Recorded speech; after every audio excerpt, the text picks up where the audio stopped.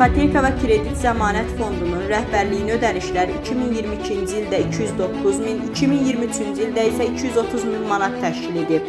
Valyutas xəbər verir ki, rəhbərliyi ödənişlər yalnız əmək haqqı və əmək haqqına bərabər tutulan vəsaitlərdən ibarət olur. Fond əvvəlki rəsmi sənədlərdə rəhbərliyi ödənişləri açıqlasa da, 2024-cü il üzrə rəqəmləri gizlədir və sadəcə ümumi sözlərlə kifayətlənib. Bununla belə əvvəlki illərin dinamikası və inflyasiya nəzərə alınaraq, rəhbərliyi ödənişlərin təxminən 250 min manata yüksəldiyi ehtimal edilir. Fondun idarə heyəti sədr Fəxri xan Hüseynoğlu Kazımov və sədr müavini Ramil Şakiroğlu Tahirovdan ibarətdir. Başqa sözlə, sözü gedən vəsait 2 nəfər ödənilir.